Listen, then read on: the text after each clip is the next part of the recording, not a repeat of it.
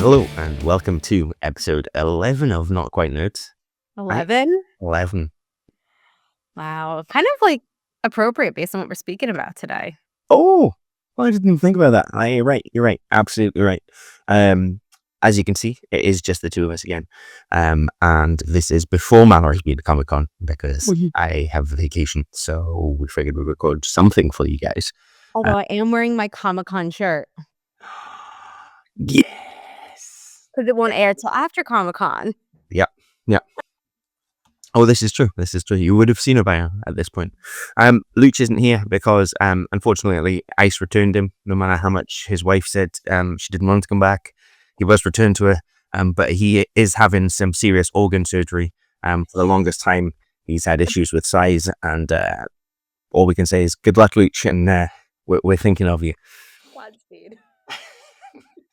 Godspeed, from what I understand.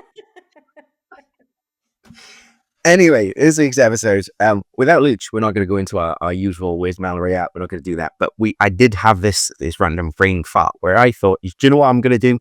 I'm going to put Mallory on the spot. So she's had about 4 minutes notice for this. Maybe 5 minutes and 23 seconds notice for this. But I thought, let's throw it down. You're the Whovian. You're the Doctor Who fan of us all. I've been making my way through the series. We know Luch is now watching as well. But I want to know the top 10 episodes that you would offer to somebody to get them into Doctor Who. So from across, if you want to go all the way back, we can go all the way back. But if you want to stick to the most recent 12 seasons, last 17 years. Yeah. Right. 2005. I suppose 2005, 20 years now. 20 years. Yeah. So I will definitely stick with the last 20 years only because I'm still in the middle of watching all the classic Who. Okay. Which a surprise to everybody. That is taking me a very long time to do because I'm also watching all the Marvel things. So. No way. Yeah, I mean, there's one or two Marvel things out there that you need to catch up with. Yeah, just a few. Just a few. So yeah, I'm definitely gonna stick with the last 20 years. What a good question. And okay, I'm gonna start with the one that I recommend to everybody. Okay. And I think it's such a weird episode to recommend to people because the Doctor's barely in it. Okay. Blink. Okay. I was told to bring this letter on this date at this exact time to Sally Sparrow. Kathy? They're coming. The angels are coming for you, but listen, your life could depend on this. Don't blink. Don't even blink. Blink and you're dead. They are faster than you could believe. Don't turn your back. Don't look away, and don't... Should we just list them all and then I talk about them? No, let's go. Tell me about Blink. Okay, season, Doctor. Ooh. Oh, I don't even know. Okay. All right, let me just see. I have to pull it up because I'm not that good. Yeah. All right. Luch has been told not to pull it up. That was one of the feedback post surgery. At least not for a couple of weeks anyway. Oh my God. So Blink, I'm assuming, is one of the ones with the You've seen it. You've seen Blink. Yeah. Hold on. And just as a remit, I didn't want to put too much pressure on you, so when they were double episode, that just counts as one. Oh, thank you. Okay, Blink is season 3, episode 10. Okay. Baby Tennant. Martha is his companion. Okay. And I hope I don't mess up her name, but Carey Mulligan. Oh yeah. Carey Mulligan's in it. No way. Yeah, you've seen this episode. I know. I totally didn't know it was her though. Like it was. No. So what happens is, we get being in Doctor Who. There's a TV show called Holby City. It used to be called Casualty, and there was The Bill, and then you've got your soaps in the UK. And you see these faces appear in all of those shows. And when you go back, you go back and look at Colin Farrell's career, and all of those shows appear on his career. It's just a rite of passage. So you see faces and you go, well, that's somebody. As we did with when we were having the conversation in the last episode about Luther. Oh, right. Yeah. You go, oh, I know them from somewhere, but Yeah, so, that's for who. okay, Blink, 3.10.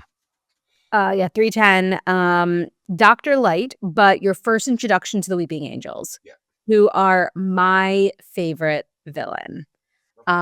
because they are scary. Like, okay, because fine, everyone thinks the Daleks are scary, everyone thinks the Cybermen are scary, but they just kill you. The Weeping Angels send you back in time to live out your life, so you leave behind everything you know, which I think that's scarier because like I have my life, I have my people, and if I went back in time and had to kind of start again with no support system, that's scary, especially going back in time with like technology.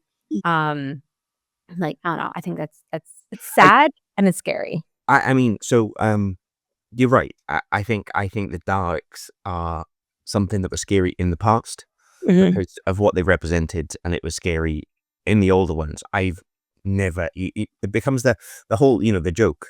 Haha, you can't chase me up the stairs, and then he starts flying, and you're like, oh, we can now because now we've got CGI, and we didn't used to have that. It was literally somebody rolling around in a suit.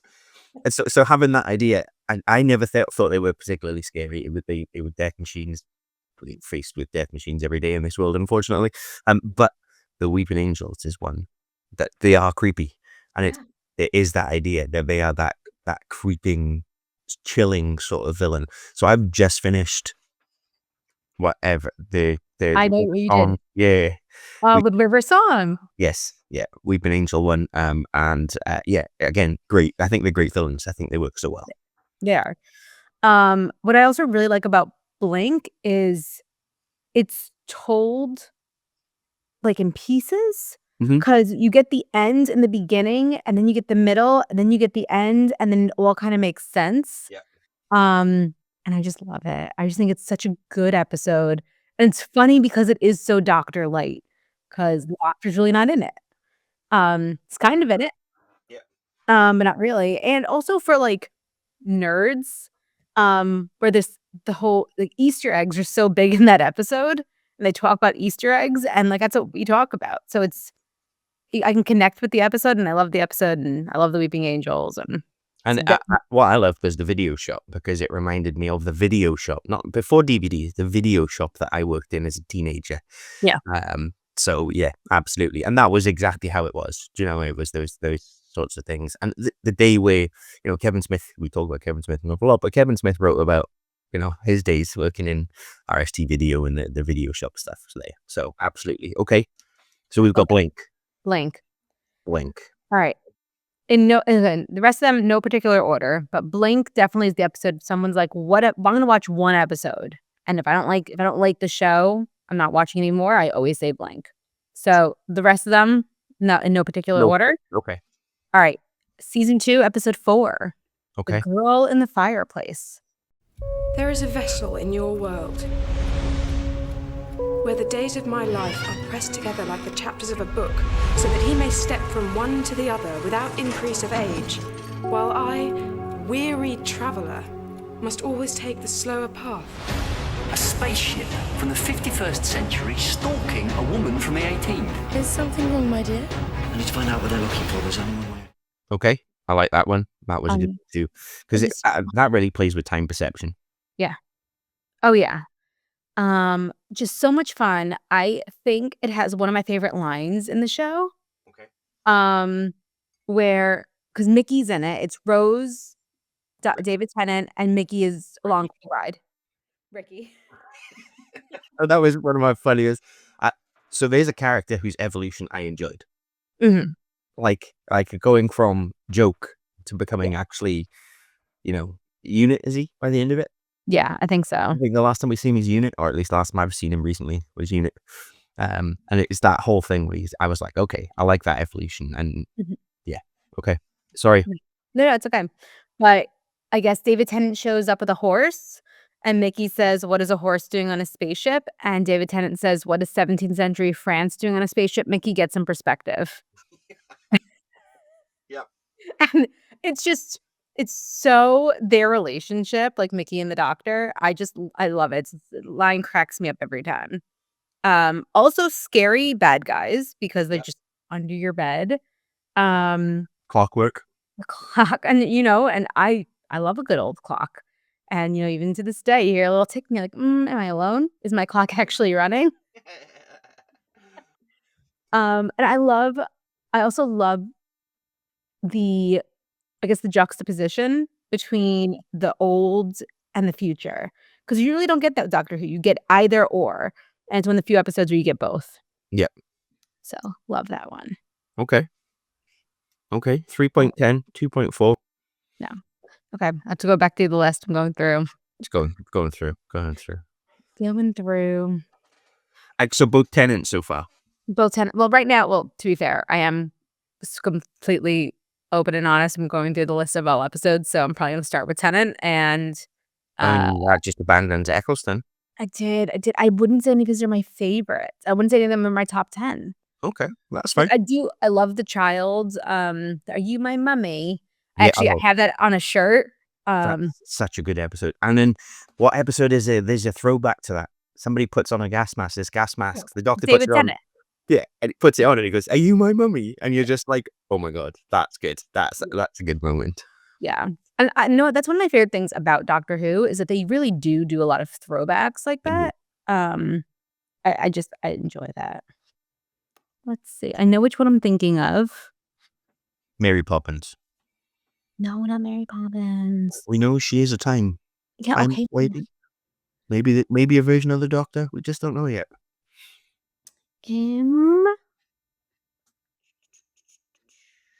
This is what happens when you put pressure on somebody. I know. I did think about messaging like an hour ago, and I was like, nah, it's going to be way more fun if I just throw it out. Yeah.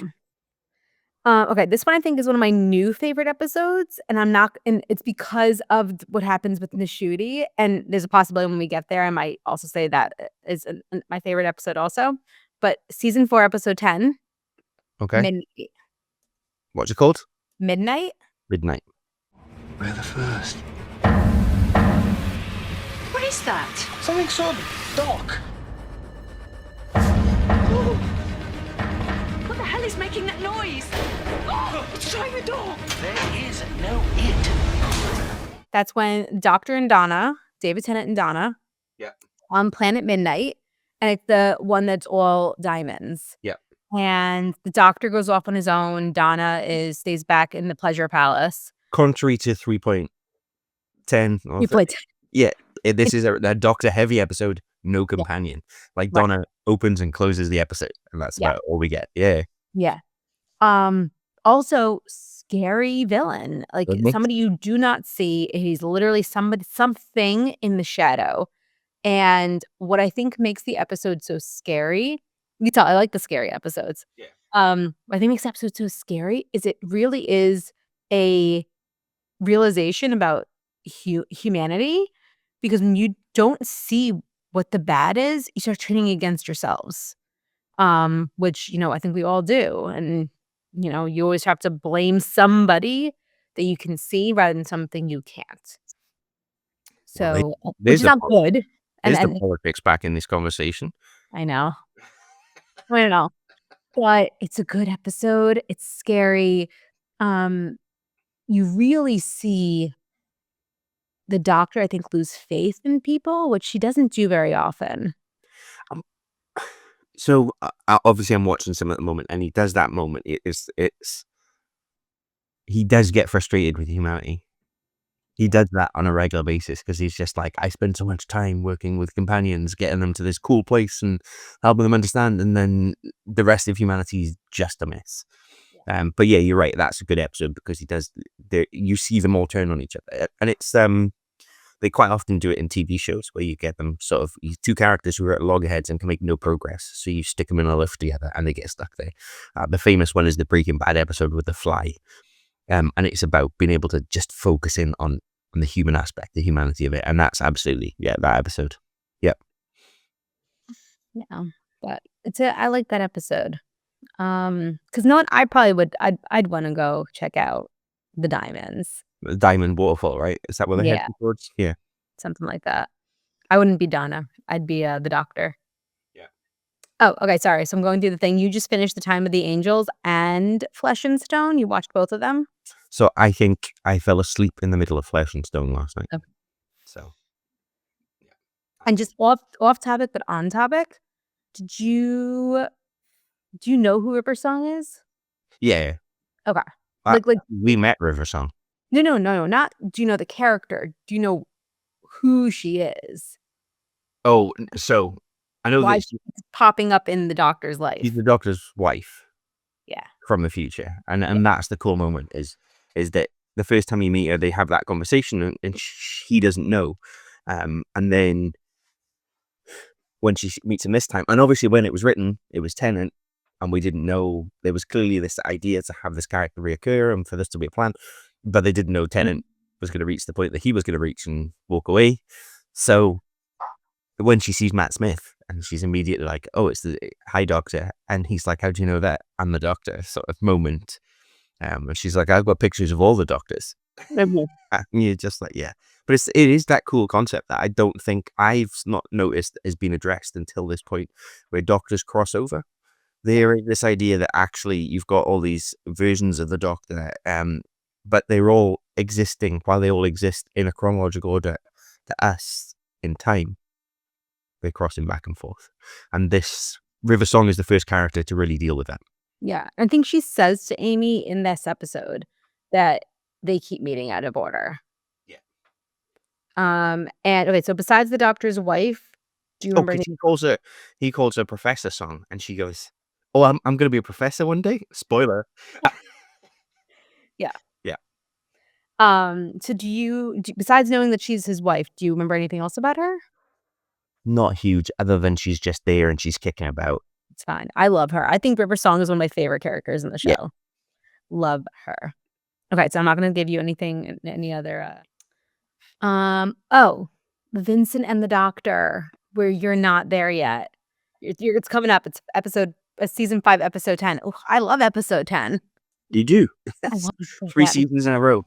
Love episode 10. 10 is the episode to watch. Ecstatic beauty. Pain is easy to portray, but to use your passion and pain to portray the ecstasy and joy and magnificence of our world, no one had ever done it before. Vincent? Look out! What are you doing here? What are you doing here? Yeah, so it's Matt Smith Okay. and Amy Pond. Yeah. And they meet Vincent Van Gogh. Oh, I feel like I've seen that episode. Yeah, it's Yeah. just it tugs on the heartstrings. It's because I think we all know that Vincent Van Gogh, at the end of his life, was not well. Like he was in and out of institutions, and I think that episode puts a little more humanity back into him. There is there's a reason why he's going a little crazy. Which I appreciate because he's a brilliant artist. And without spoiling it for you, there is a moment with Amy where she thinks that she could have changed the future for him, and she really didn't. And I think it's one of those things that the Doctor knows. Like he says that there's moments set in stone, but I think even beyond that, kind of things are set regardless. Even if it's not just things that aren't changeable, if that makes sense. Just running through, I'm bringing up the episodes on IMDb as we're doing this, and that's come up as a top-rated episode. Oh, it's so good. I made my mom watch it. Okay. It's So a that's good one that you can introduce people to. Yeah, it's a good one. Okay. And then the next episode, season 5, episode 11, The Lodger. What is he doing up there? Please, can you help me? You poor thing, what's happened?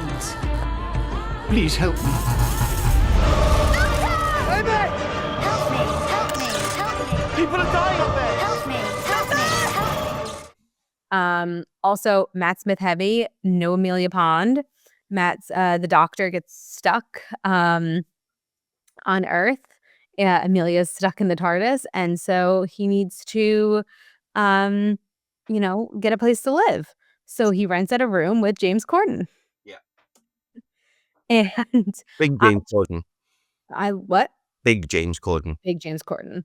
Yeah. And I just love their banter.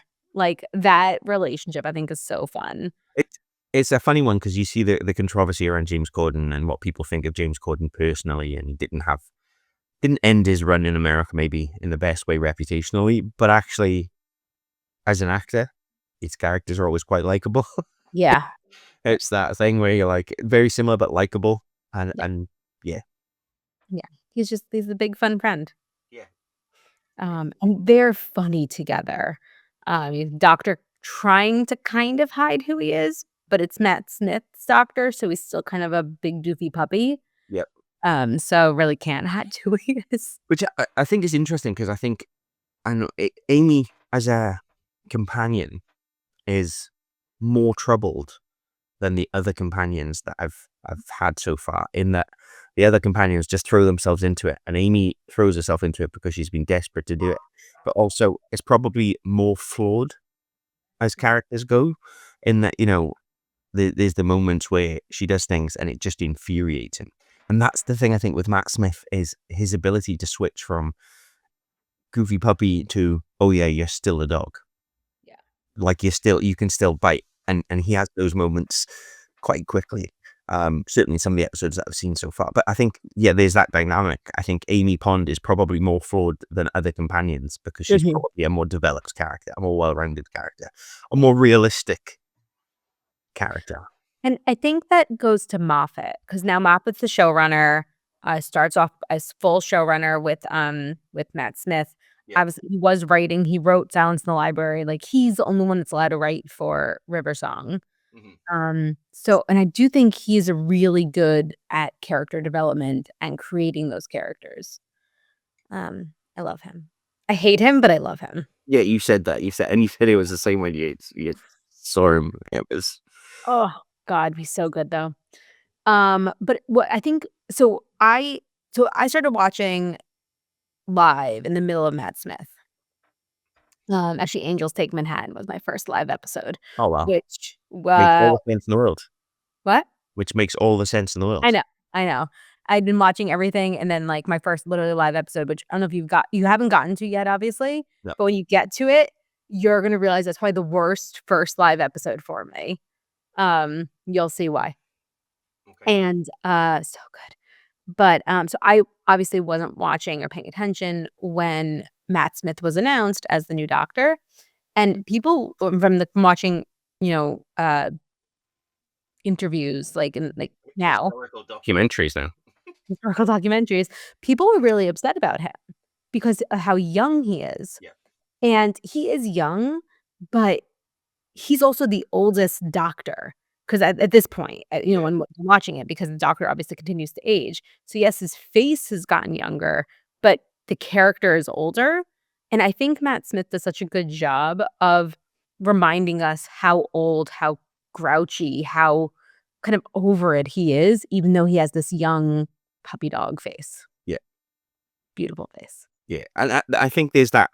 The companions always brought them. It's been the yin and yang. But I don't know. There's something about the way that with Amy and with the doctor, and you're talking 4 episodes, 5 episodes in, I already feel that there's a better dynamic with them, that they're each other's anchor, and they bring you back to the point. Like they both go off on tangents, and then it takes the other one to bring them back. So there's those sorts of moments. Yeah. Mm-hmm. Right. How many have I gotten so far? You've got 5. That's 5. All right, I'm skipping ahead. Okay. Season 6, episode 4. Not episode 10 this time. No, episode 10. Not yet. Let's see. What is episode 10? Is it going to get you on the list? No, won't be on the list. No. That's good. It's definitely not one of my favorites. Okay. And season 6, episode 4, The Doctor's Wife. We walk on his back, breathe his air, eat his food, and do my will. The little boxes will make you angry. Open this door! Why shouldn't I just kill you now? The universe we're in will reach absolute zero in 3 hours. Safe is relative. Goodbye, Time Lord. Goodbye, little humans. No, because it's not. It's like, it's not who you think it is. Okay. It's not. I mean, it's not River Song. Like obviously, it is. Like we know, Doctor's Wife is River Song, but he doesn't know that yet at this point in the show. And so what it is, I think I told you this already. Like what? I'm gonna spoil it. Sorry. So they go to this planet, and the TARDIS turns into a person. Oh, I do remember, and it's What's Her Face. It's I can't remember what the actress's name is, but she's a very famous British actress. Yes. Very pretty and famous British actress. Yeah. Saran Jones. That's Yes. it. Yes. Yeah. Yes. Yeah. But it's just such a good episode because I like to have the TARDIS is a character, but to have a voice to her was really good. And again, I'm gonna spoil it. I don't care. Spoilers, sweetie. So the Doctor always says that he stole the TARDIS because that's what that's what William Hartnell did. He stole a TARDIS that he wasn't supposed to take. And she says, I stole a Time Lord. And so it's kind of this whole thing that that the TARDIS wanted to get away, kind of just tricked the Doctor to taking her, and has been going on adventures with him ever since. Michael Sheen's in that episode. Is he? He's the voice of the house, apparently. Stop. Yes, he is. Which is fantastic because, I love the way that him and David Tennant, their relationship is just romance through and through. Yeah. Okay. The Doctor's Wife. Yeah, no, I've seen something about that recently. It's good. Why would I have seen that recently, though? Do you know what it was? I think it was when I've been editing and I've been looking for clips to drop in. Yeah. I've stumbled upon trailers and things like that, and one of them was The Doctor's Wife, because that's why I knew it was Saran Jones. I've not seen the episode, I just know that she's in it. It's good. It's a good episode. Okay, 6.4 is The Doctor's Wife, recommended. 8.9 out of 10. It's pretty high rating. It's because all my favorite episodes are everyone's favorite episodes. I'm literally just looking here. Oh, no, there's one more higher rated episode. Yeah, it's A Good Man Goes to War, which is a great episode. And I love that episode. I'm not gonna say it's one of my top 10. I might come back and say it is, but I don't think it is. It's got the raisins in it. Right? Sultanas. No, but it actually has everybody because I'm not gonna spoil it. How good, I'm throwing it back here. How good was that last montage of Tennant, where they go back through all the different characters and they have brings tears to my thinking about it brings tears to my Jack sitting at the bar and he's his name is, I can't remember what he says his name is, but it's the guy from the Titanic. Yeah. The guy that says Titanic, and they're all looking across the bar at each other and you see all the different characters, all the people they've interacted with. Such a good moment, such a cool moment to have that as he travels back through. And it's that moment where he says to Donna's grandfather, he's like, is this the last time I see you? And he's like, no, I'll see you one more time. And then they're at the wedding and he shows up. And it's just you're like,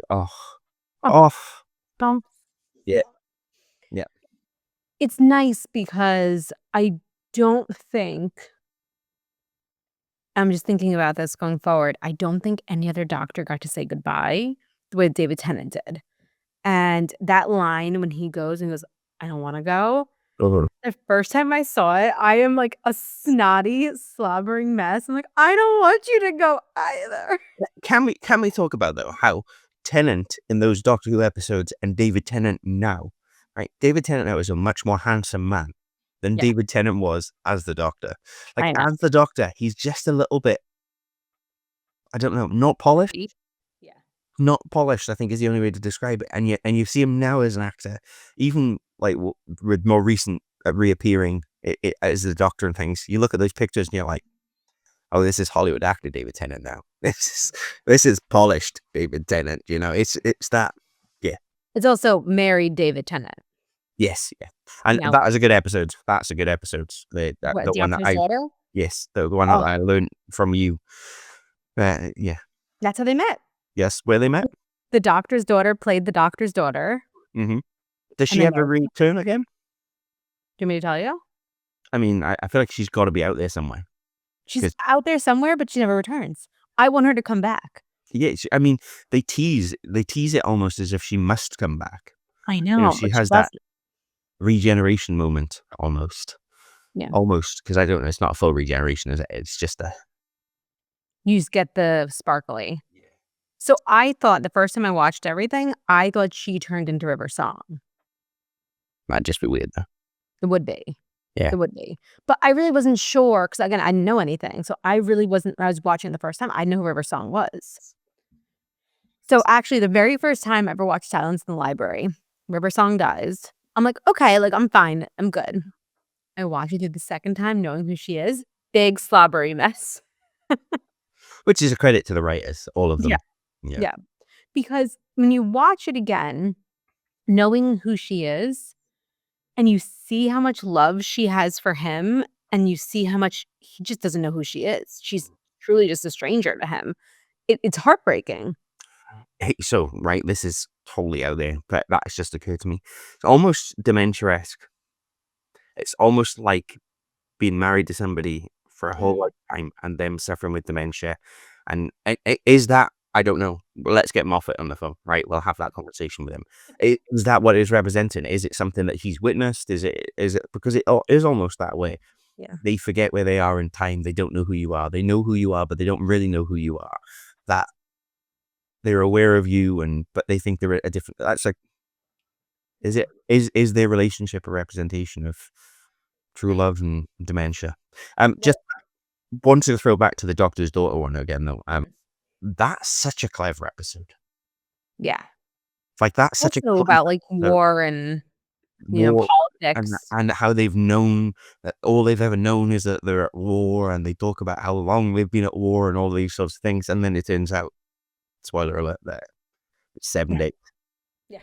They've just been recloned and they get told, or they've been cloned and they get told we've been at war for, and the implication is it's been for so long. Yeah. That's like so good. So good. Okay, so are we doing 6 point episode season 6 episode 10? Now you've decided you're going to skip it this season. Skipping it. Okay. It's good. It's a good one. But no, definitely not. It makes me angry, so I'm not gonna say it's my favorite. Okay, hold on. Let's sing. No, can't do that one. That one makes me cry. Let's see. I'm now in season 7. Okay. Oh, okay. Season 7, episode 2. I'm actually, that just jumped out at me as an episode title. Yeah, dinosaurs on a spaceship.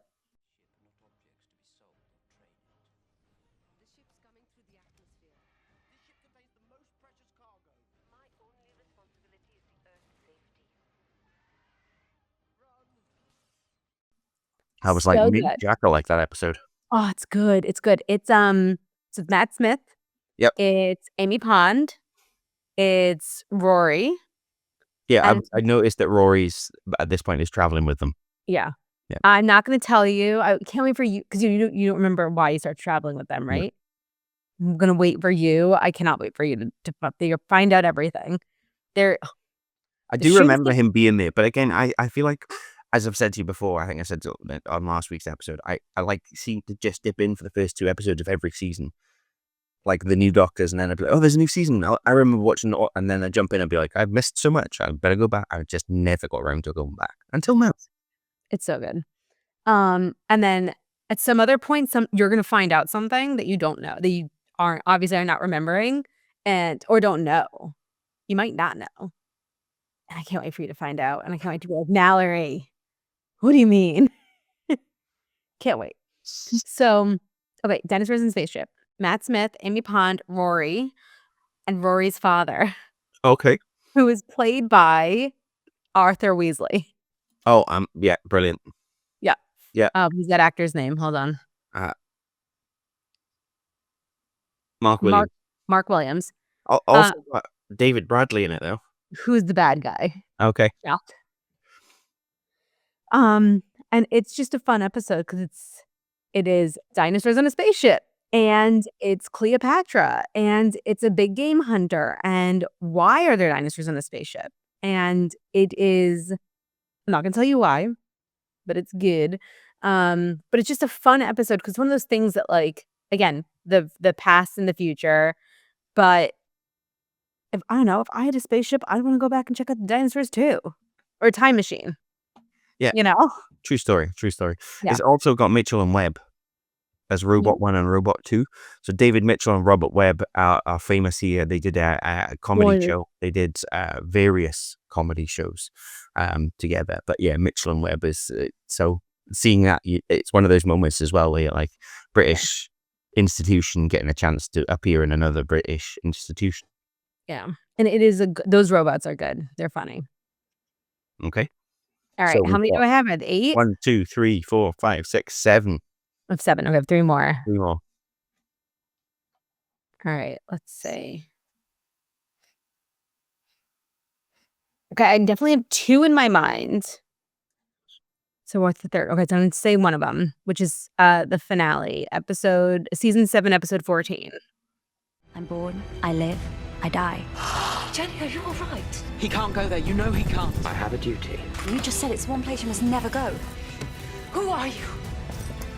Doctor, what is your name? Okay, come on, quickly, Ray. And this one, again, watched it live. It's one of my favorites just because I think it's such a beautiful episode. Like the doctor's friends are kidnapped. They literally go to the doctor's resting place. But I'm going to spoil. It's not even a spoiler. I don't care.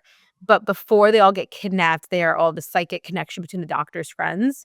So it's Clara, it's Madame Vostra and her wife, it's Strax, who is a So when does Clara come in halfway through the season? Yeah. Which is always an interesting choice. Yeah. But, and the way they introduce her is interesting. It's really interesting how they introduce her and who she becomes. And I do like it. I like her after Amy because they are so different and they have such different purposes in the Doctor's lives. So good. So they're all psychically linked. It's Amy. It's Clara. It's Madame Vostra. It's Madame Vostra's wife. It's Strax, who is a Siltara and a Raisin, and River Song. And they're all psychically connected to talk about somebody's coming for the Doctor, and then they all get kidnapped. And actually, at the end of that episode is when you find out who Clara is. But River Song shouldn't be psychically connected because at this point in River Song's timeline, she's actually already dead. It's already passed on to the library for her. And so she's there, and she's actually still psychically linked to Clara. So she's still there throughout the whole episode. And then at the end of the episode, Clara does something. The Doctor lets her. Ghost River Song was just screaming at the Doctor, being like, "Why can't you hear me?" And she goes to slap him, and he stops her. And she goes, "You can see me?" And he goes, "I can always see you." And it's just, I got the goosebumps again. It's just so sweet. And for me, it just really shows their relationship, which is beautiful. And that was episode 14. 14. Okay. I just love that. I remember watching that episode in my parents' house. I was watching it in my childhood bedroom. I'm crying. I'm like texting the guy I was like talking to. I know. He's Like, the oh story. my God, I'm so upset about this. I can't believe it. Blah blah blah. And he just responds back with like spoilers, which made me cry harder. And he had no idea what he was doing because like he didn't watch Doctor Who. He didn't know why saying spoilers was going to send me over the edge. And it has other doctors in it. Who? Season 7, episode 14? Yeah. Oh yeah, yeah. It says archive, but Colin Baker, John Hurt. It has those moments. Yes. That's when they introduce John Hurt as the War Doctor. Yeah. I forgot about that. Yeah, that was the finale. And then the next episode is the 50th. So it's the Time of the Doctor. Okay. Yeah. Know what? That one. Time of the Doctor. I'm saying it's one of my favorite. Number 9 on your list. Yeah. Yep. No, wait, where is it? Well, it's 8. not. It's actually. It's a special. 8.0. Yeah, it's a special. No, it's not 8.0. 8.0 is not. No, 8.0 is Time of the Doctor. No, it's not Time of the Doctor. It's to Google it. Hold on. IMDb is telling me 8.0 is Time of the Doctor. No, but it's not Time of the Doctor. I lied. Oh, okay. Doctor Who 50th anniversary special. It is the Day of the Doctor. Daleks of Skaro, I serve notice on you all. Too long I have stayed my hand. No more. Today, you leave me no choice. Today, this war will end. No more. No more. Day of the Doctor. 50th anniversary special. It is Matt Smith, John Hurt as the War Doctor, and David Tennant. That's the one, and that's near the end of Matt Smith's reign, though, right? Yeah. Yeah. It's his penultimate episode. And for all you classic Doctor Who fans out there, I'm going to butcher his name. I have to Google it. Give me 2 seconds.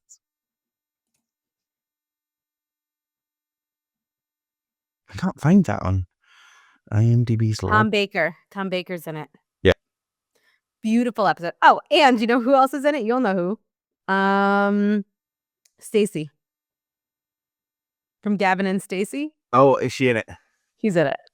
I'm not finding that episode on the list. So is that between, that must be... It's like in between season 7 and season 8. Because Time of the Doctor is the episode that he regenerates. So this happens before that. Oh, yeah, so it is. Yeah. What did you say it's called? The Day of the Doctor. I don't know. Still not showing up here. 9.3 out of 10 on IMDb. I can't even find that on IMDb. I just Googled it and then found it in that way.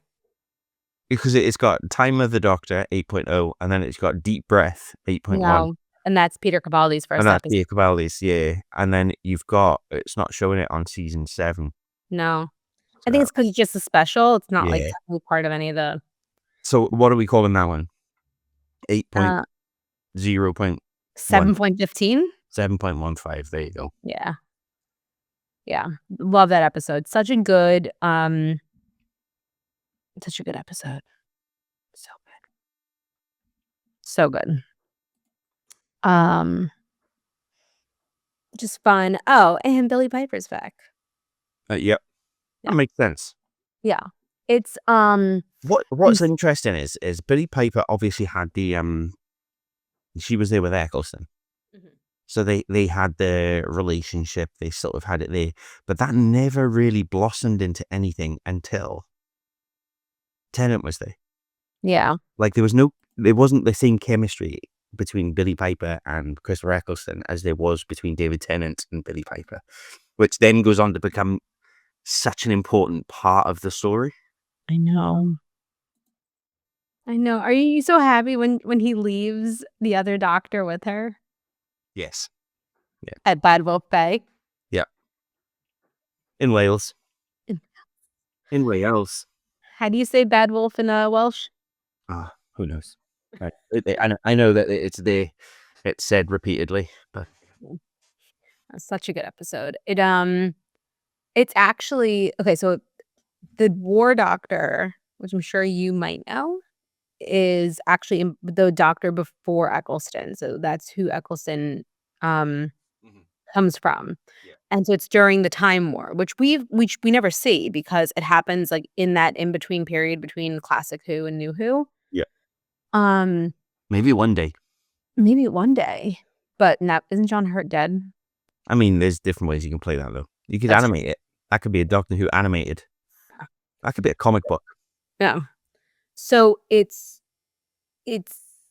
you hear about the War Doctor, and it's interesting to now see the War Doctor because there's a reason why he's not numbered. There's a reason why he's the War Doctor, and you see how much David Tennant and Matt Smith hate him, and he's them, and they just like they hate that part of himself. Which is obviously an interesting way to yourself, because I feel like all of us have that moment where we hate those things about ourselves, those moments in ourselves. Yeah. And it's an interesting episode. And it's funny and it's good. I like it. So I mean, and there's the Fez. And there's there is. We're at a problem here though. Yeah. Okay. So that came out in 2013. Yeah. Yeah. So we've got 12 years worth of Doctor Who left to go through. I'm And not concerned. one episode. I got one episode. One episode to Because pick. I will tell you, none of Capaldi's and none of Jodie's are my top 10. Oh, okay. Okay. Nope. But Nishuti. Yeah. Get one Nishuti. And Noah, I don't think this one would be everybody's like favorite. Let me see. Let's find it. Because it wouldn't be on IMDb, I don't think. Nishuti, Doctor Who, IMDb. Oh, because the way they classify the list. Yeah. Almost like they've started again with. Yep. Even BBC classify it as something different. Yep. So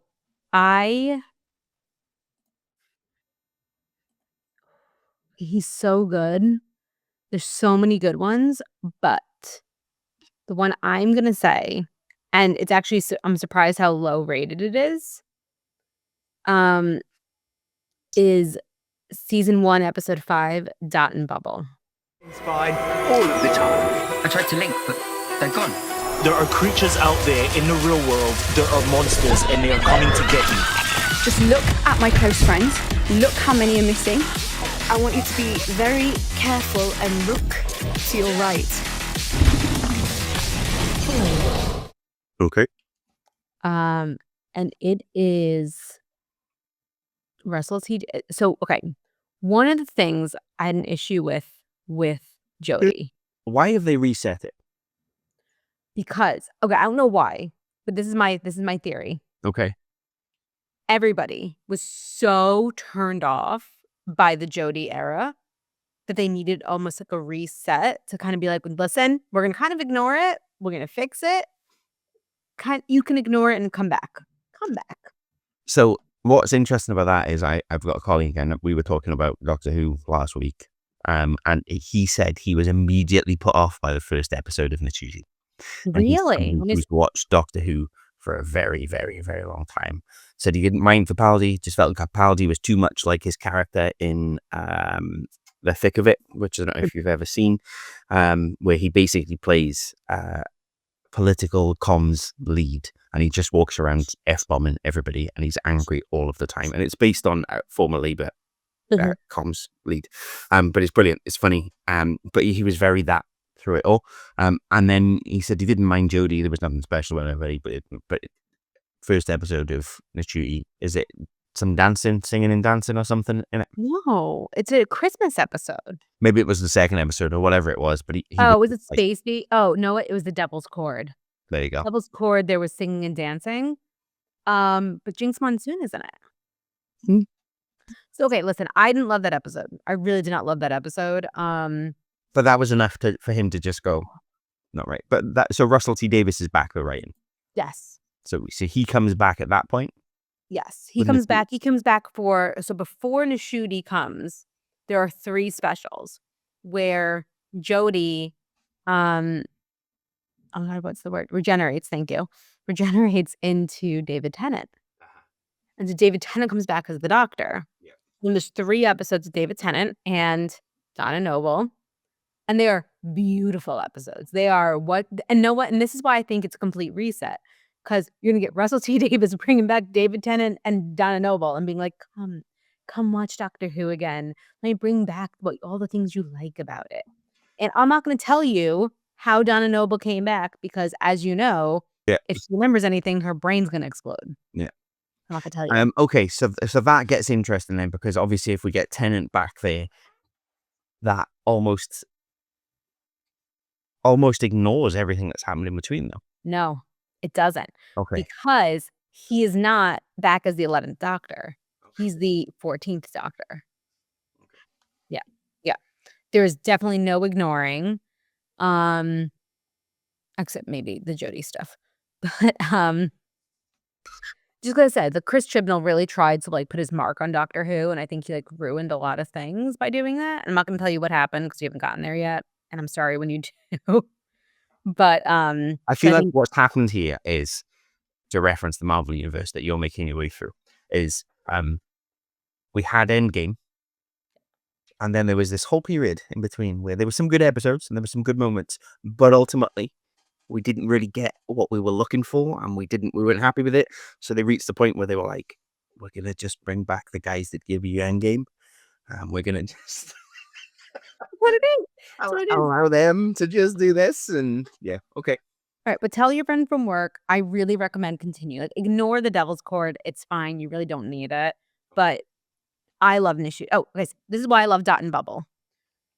So, Jodie Whittaker is a woman, and she is now the Doctor traveling through time and space. And one of the things I do not think was properly addressed is that she's a woman. And honestly, if you have a white man telling you what to do, I think the world kind of knows that I'm just going to listen to the white man. Women are not going to get that same type of deference, and she did. And like, you might say, oh, but she's the Doctor and she has Sonic and blah, blah, blah. But like, that's not reality. Maybe in the future, but definitely not in the past. And what I love about Dot and Bubble is that there's an actual realization that there could be problems because the Doctor is now a black man. And it has a discussion without having a discussion about race relationships, about using people. And it's a powerful episode. I think it's a powerful episode. I cried at it. And I think that's the episode that made me fall in love with Nishuti. Okay. Because he just acted beautifully. That was the episode where he got to be him a little bit more than... Yeah. Yeah. Because the whole first, I want to say 3/4 of the episode, it's just Doctor, and it's good, and it's amazing. And then the last, like the shoe drops, and you're like, are you kidding me? Like that. And it's like, I don't know. It's like one of those episodes that I don't know. I just don't get closure on. And normally I would hate that, but I loved it for this episode. Okay. So, loved it. And I'm going to give a special bonus, if that's okay. Number 11 on the list. What? Number 11 on the list. Number 11. Episode 11, number 11. All right. Also Nishuti. Mm-hmm. Season 2, episode 3. Okay. The Well. 15 days ago, all contact was lost. The base went silent. This whole world is cold, lifeless, and dead. You should stay suited. What if no one's alive? They all went mad. Any sign of trouble, shoot to kill. And what I loved about this episode, also another episode where the fear of the unknown turns people against each other. The Well is a sequel to another episode that you would not think ever would get a sequel. Okay. And I'm not going to tell you which episode. Okay. But it's good. And when you realize that, you're like, no. But yeah. Okay. So I'm calling that 15. Was it 15.2? 2.3. 0.3. 2.3. Yeah, /2.3. Yeah. So. Okay. Maybe one day we will get a full explanation as to why they did that. That's what I really think that's what it is. Because I think Jodie's a phenomenal actress. I just don't think she was given the right tools to be the Doctor. It'll be a tough sell as well. Let's not lie about it. You're in the minority as a female Doctor Who fan. Yeah. And it was always going to be a tough sell for, much like when we get a new, or much like the same problem Marvel Universe faced when it gave us Miss Marvel and it gave us She-Hulk, and 50-year-old men who read comic books 30, 40 years ago still want the same comic books, don't want diversity shoved down their throat and all that sort of stuff, and they just tank it because of that.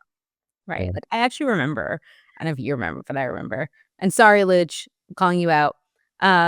When I watched Captain Marvel, and I think the three of us were all texting about it, and Luch goes, I didn't like how quickly she was able to understand her powers. I'm like, Captain America did. Yeah. Why is it different? Because why is she not allowed to understand her powers quickly?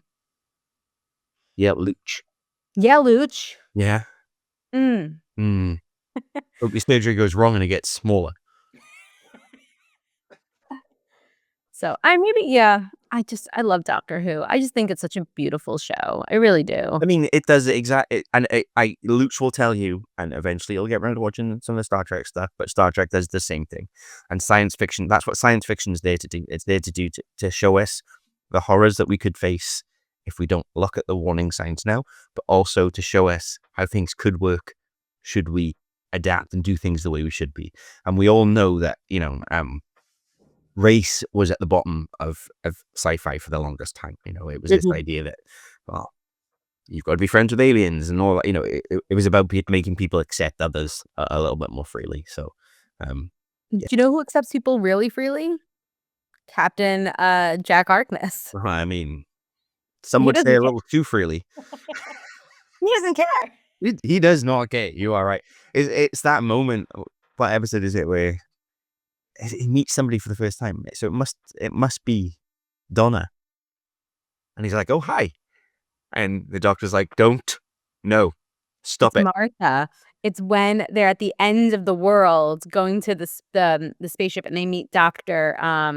Yona. Yeah. Yono. I bet every time he meets somebody and he's just like, "Hi." And the doctor's like, No. Yes. Yeah. So good. Which just makes it that much better when the doctor's just like, his name is... I forget his name. He's quite a famous actor as well, wasn't he? He was in the Jack Harkness? No, from the Titanic. Oh, yeah. Actually, okay, good segue. So there's a new Doctor Who show coming out, and he's in it.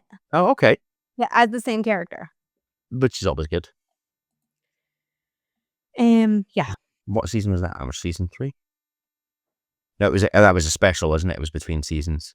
Yeah, it was Kylie was in it. It was Kylie Minogue. Yeah. Yeah.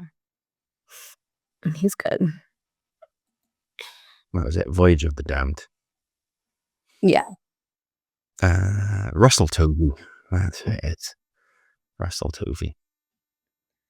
Yes. Let me ask you this. These are my 10, but I've watched all of them. All of them? I was going to say multiple times, but definitely not multiple times. I've seen the Jodie episodes once. Woohoo. And that's enough. Actually, let me just back up for 2 seconds. I really enjoyed Jodie's companions. No, you're bitching about Jodie. You don't like Jodie. It's fine. No, I love Jodie. I love Jodie as an actress. I don't like Chris Chibnall. I do not like Chris Chibnall, who's the showrunner.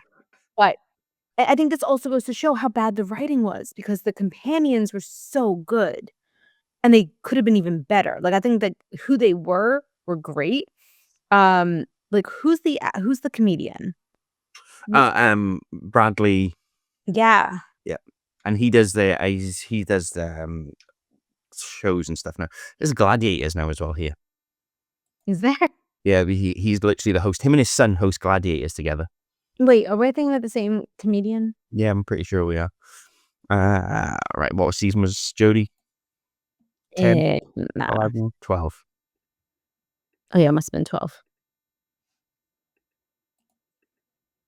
11. 11 is where she started. No, but he wasn't in 11. Bradley Walsh. It is Bradley Walsh, yeah. No. The other comedian. Oh, which is who's the other comedian? You know him. Hold on. He was in season 13. Oh, see, I did not watch that. Yeah, don't worry about it. I will worry about it, and I will get there. At some point, you'll watch it. John Bishop. Yes. Luch will love it when he gets to John Bishop. So it's funny because I'm usually pretty good about understanding you guys, but I needed subtitles for him. And you spent enough time in Liverpool that you would have thought the Scouse accent would have been manageable for you. You would think. Yeah. And Yaz, who's also the only companion that stays with her the whole time, is from Sheffield. And is a line which I think is hilarious. And her first episode, and she's like, "There shouldn't be aliens. Aliens don't come to Sheffield." I'm like, "That's true. There's nothing in Sheffield except for the Marshalls." The Marshalls. Oh, yeah. I don't know. Yeah, like as you said, I'm season 5. Of 13. It's good to know there's only 13 seasons. Well, technically it's 15. I know. But 13 sounds more manageable than 15. What's been your favorite so far? Yeah, I'm there. You can think about it. I did like Time of the Angels. I thought that was a good episode. But you have to finish Stone and Flesh. Yeah. I don't know how far. I remember, I'm trying to think back because I was watching it. I was in a hotel last night and somebody was really annoying in the room next to me. Just decided to start singing at 12:30 and then I couldn't get back to sleep. So I put the remainder of the episode on. So I remember she was counting down. I figured out why she was counting down. We got to all that. And I'm just, where you're like, I just don't know what happened at that last part of the episode. I don't know. And remind me, beginning. I love The Doctor's Daughter. Thought that was a great one. Obviously, Silence in the Library. Oh, Turn Left. I quite like Turn Left. Oh, Turn Left's good. Yeah, I did quite like that. And that's a very Doctor-like episode. Mm-hmm. All about Donna. Yeah. Donna. What season 1? What episode did I like in season 1?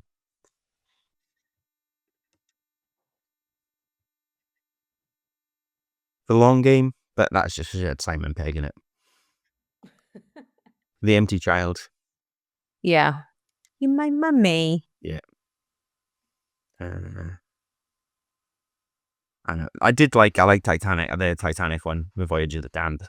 But it's like the specials are good because they're one-offs. They're good. They just feel, well, they're movies. Let's not lie about it. Yeah. No, I couldn't particularly. Like I said, I do like The Doctor's Daughter. I thought that was a fun episode. That was good. With the arc, I like the way it played out. So I just love that they just hired Georgia Moffat to do it. Yep. Love it. I was gonna say I was surprised that they never were able to get her father back, but spoilers. Spoilers. All right, there we go. We've spent an hour. Mallory's had a chance to go through a full repertoire and demonstrate her Doctor Who knowledge, which is always impressive. It's like Luch's new appendage is supposed to be. But we'll save that conversation for next time. This was Not Quite Nerds, episode 11. Hopefully the next episode all three will be back together and I might be tanned. You might be what? Tanned. Tanned. I spent how many summers with you? You don't tan. I tan. There's like 2 shades of difference in me.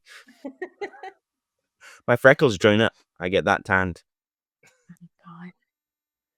And then we'll talk about Comic-Con. And we'll talk about Comic-Con. We will try and get some content out about Comic-Con when it comes out. Hopefully. Yeah, we can get some stuff out. In fact, today was the first day. I know. Yeah. I know. I was actually in Grand Central and I saw all the people in cosplay and I was like, I want to just go there. Yeah. We talked about Nicholas Hoult, obviously. The chances of him being there, and then obviously he's posted. He clearly was meant to be there, though. Yeah. From the message, he was meant to be attending, for multiple reasons. But was he ever on our list when we discussed people who played? I think he might have. Yeah. He might have been. I don't remember. But now I'm sad. It's fine. It's also, they announced a lot more people, like for photo ops. Yeah. And it's nice.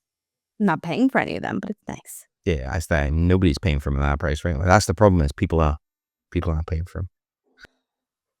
Yeah, crazy. Okay. See you next week.